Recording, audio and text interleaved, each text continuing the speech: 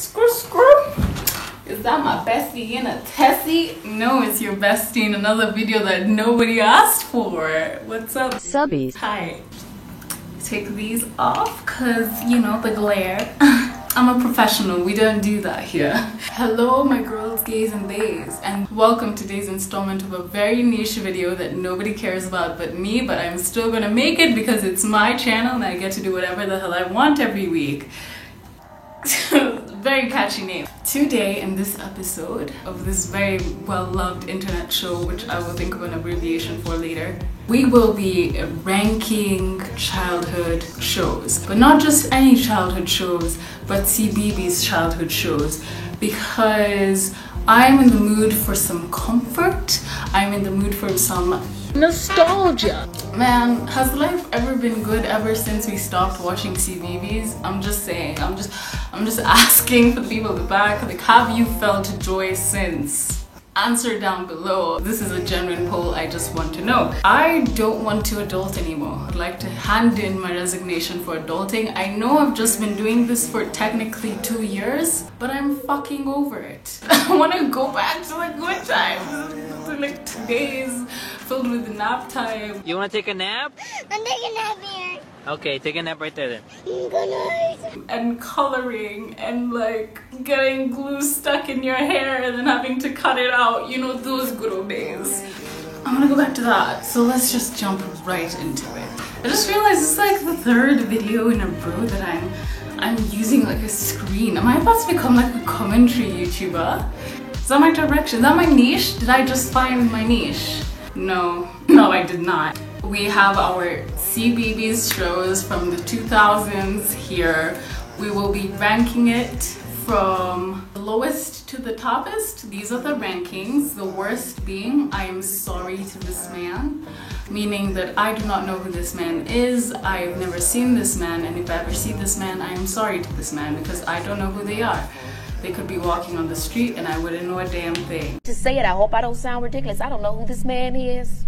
I mean, he could be walking down the street, I wouldn't know a thing. Sorry to this man. The next ranking is my sleep paralysis demon. These are the shows that haunt us and stay with us for a very long time, but not in a good way. The next one is traumatized but vibing. These shows left scars. They did, but they slapped. Also, I feel like it explains my personality type very well. I resonate with that.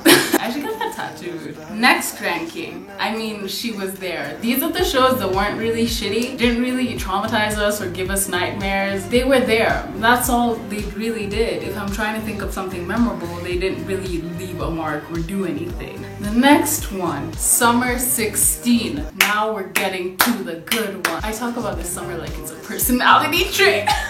I will never stop talking about summer 2016, best summer of my life. The last time I felt like proper serotonin. I left the vibes there and I wish I could have them back, but yeah, those are gone. And on that note, the next one is the last time I felt joy.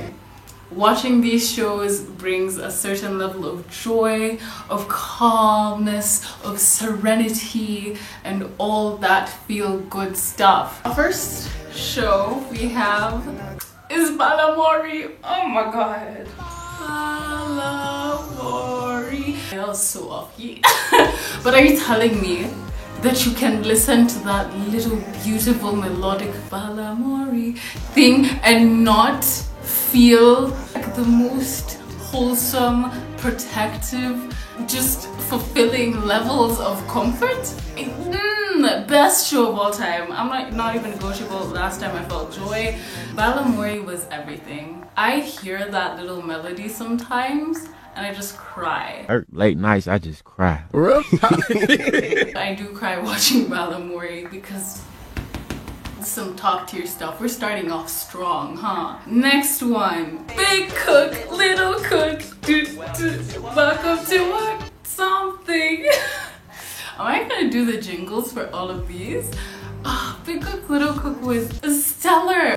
The dynamic between the Big Cook and the Little Cook, just the storylines, the adventures we took with them, how we learned that everyone can participate and bring something to the table despite their differences. We can all just work together and get something done and cook a beautiful ass meal. Are you joking?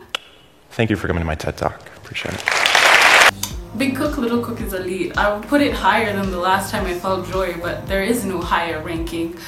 Next one. I feel like I recognize this show, but I don't know what this show, like if you played it, I would probably know it, but I don't know it. So I'm sorry to this man, I do not know who you are. I feel like I've seen that kid with the green hat and the orange jacket. But could I just be thinking of South Park? Which would be completely different ranking list because South Park belongs nowhere on CBeebies.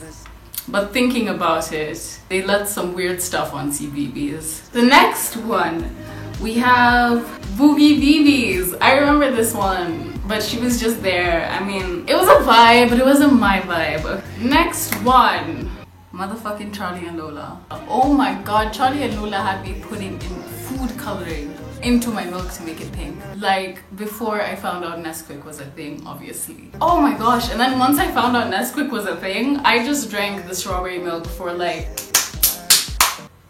too damn long. And it just hit me now that I probably didn't have to put food coloring into my milk and I could have just gotten strawberry milk instead.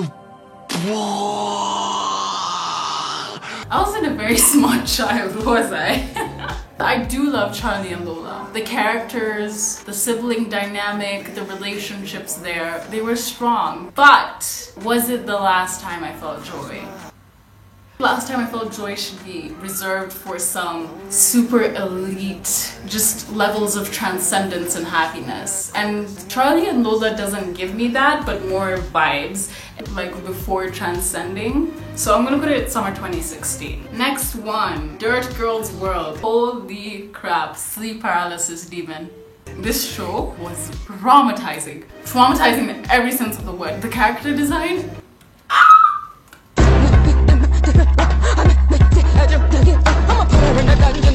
I simply want to unsee their heads and their eyes and their mouths. Everything about that character design just makes me want to say, burn it!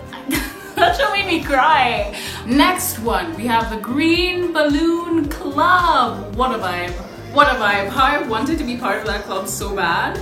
Absolute icons. Which other group? Like this was like the beginning of like, oh my gosh, were clubs the beginning of just like houses? TikTok houses and stuff, yeah? With how they have different kids with their different talents and like things presenting themselves. That's just like a version of a TikTok house. So like TikTok houses and like all these social media houses just like bigger productions of clubs. Is like Sway House just like a club, like after school activity they all do? Like Sway House is like club, you know, grind up on your screen club. Go white boy go club, white boy of the month club. Sway House is white boy of the month club. Is Sway House still a thing? I don't know, I'm not part of that side of TikTok. And now back to your regularly scheduled program. We're moving on swiftly to the one, the only In the Night Garden. I'm sorry, but if you did not have the pleasure of watching this show before bedtime as a child, you simply did not live. I am sorry, and I hope you find a good therapist who you can talk out this trauma with. I still watch it to go to sleep sometimes today. In the Night Garden was, oh my gosh, the little blue boy with his blankie. I can't remember his name. I don't know why. Iggle Piggle! Iggle Piggle! Oh, Iggle Piggle was everything. With his cute ass red blankie just strutting his shit. Oh, you know, Iggle Piggle is who I want to be. It's who I want to grow up to be. The level of stability he has. I want someone to love me the way the way Iggle Piggle loved his blankie. That is definitely the last time I felt joy. Next, Kerwiz! Due to Kerwiz, I know so many useless trivia facts that I still remember. I can't remember anything from my GCSEs, but you ask me trivia facts that I learned from Kerwiz, I can tell you. Any day, anywhere, time and place, you name it, let's do it, okay? Summer 2016, definitely. Next one, Lazy Town. Traumatized but vibing. I loved Lazy Town, and we've got so many beautiful good memes of Lazy Town, but a lot of messed up stuff happened in Lazy Town. I didn't realize this until I was watching back on the show, and I was like, that's a bit sus. It was a vibe, and Lazy Town is the reason why I want pink hair. I've been wanting pink hair ever since I saw Lazy Town, and I thought it was just a phase and I'd grow out of it, but it's not a phase, mom. I want pink hair, so I've been now inspired to buy a pink wig. Stay tuned if that ever comes into fruition, but if you ever catch me with a pink wig, know that partly Lazy Town and Nicki Minaj is to blame, and also lots of K-pop idols, but I'm secretly a K-pop stan. We don't talk about that. Next one, is this Lunar Kim? Let me check. This is Lunar Kim, right? Lunar Tim. Lunar Jim! There we go. COVID. Not me like choking for the past 2 minutes and having to cut all that out and go off camera and try and learn how to breathe again. Hi, welcome back. I really didn't like Jim. We have the Postman Pats of the world, we have the Bob Builders of the world, and we have the Lunar Jims of the world. If you don't know what that statement means, you're probably on the wrong channel. But he just exudes a certain type of vibe. I feel like it's kind of how the Chris's are ranked, you know? We have the Chris Hemsworth of the world, we have the Chris Evans of the world, and then we have the Chris Pratts of the world. That is the same equivalence to the Bob the Builder, Postman Pat, and Lunar Jim analogy. She was there. She showed up to the assignment. Very much like Chris Pratt. Why am I hating on Chris? I don't even feel that passionate about Chris Pratt. I promise, I don't care about the Chris's that much. Next, Mr. Maker! Holy crud! There are kids who watch Mr. Maker in this world, and there are kids who didn't, and you can tell the difference. There was a rumor going around that the guy who was Mr. Maker, like Mr. Maker in Mr. Maker, died, and I thought he was dead until this morning when I was watching Mr. Maker and decided to check him out, and I was like, oh my god, he's not dead.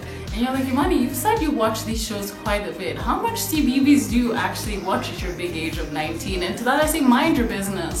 Stay in your lane. Okay, I've come to give you content. You're not here to judge me. You're here to watch me. So summer 2016. Next you have the Numberjacks, which is the main reason for this video. I recently watched the Numberjacks this week. I was on call with my friend and I was like, yo, remember the Numberjacks? And she's like, yeah, I remember the Numberjacks. And one thing led to another and we're watching Numberjacks. And that's what I like to do in my free time. If there's another tier I could put the Numberjacks in, I would. Because my knowledge of mathematics starts and ends with the Numberjacks. I have learned nothing since. It is all I know. So you're telling me, Imani, only know how to perform mathematics using these numbers 1 to 0? 1 to 0? 0 to 9. You see, I'm struggling. I know nothing further and it shows. Numberjacks was the last time I felt joy. Next, we have the Thimbles. I used to always confuse the Thimbles with Roly Mo and then say Roly Poly.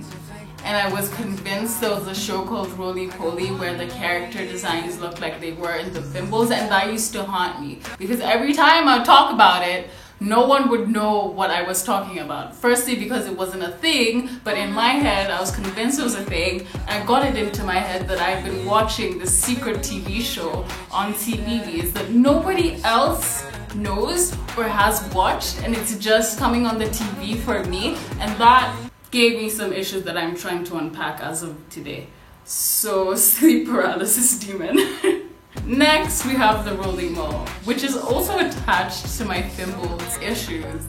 But Roly Mo kind of slap. Catch me with some Roly Mo on the TV on a rainy Saturday afternoon, drinking some hot chocolate. That's what I will be doing with myself. So, traumatized but vibing. Next one. My laptop just fucking died. Ah! Cut the cameras. Deadass.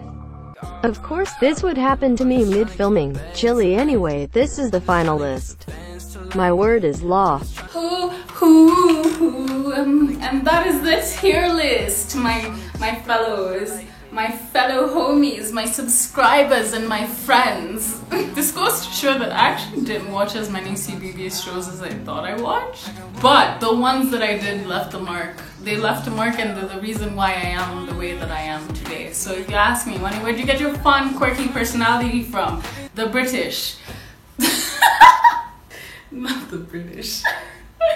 I will never feel the amount of peace that I get with Balamory and In the Night Garden with anything else. When we talk about transcendence, those two shows are what we are referring to. Anyway, I'm happy with this list. I'm happy, and if you feel like you would have placed anything differently, feel free to comment down below, but I still think I'm right. But you can say what you think. I just don't have to agree with you. With that, we have reached the end of the video. Did you have fun, kids? This is not for kids. Please don't be watching Insecure Kitten. If you've been watching all this time, don't tell your parents. Make sure to like the video. If you liked the video, make sure to subscribe to see more of my beautiful face. How many more times do I have to say this? Some of you guys don't subscribe, and it shows me in the analytics. Every week, every single week, this is here. You're welcome, and I'm doing this for free, so subscribe. Share this video to any of your friends who've watched these CBeebies shows or who haven't and you feel like they should be cultured and get to it. Make sure they watch this so they can go watch them, and I'll see you all in the next one. Bye! It's 5:50 something and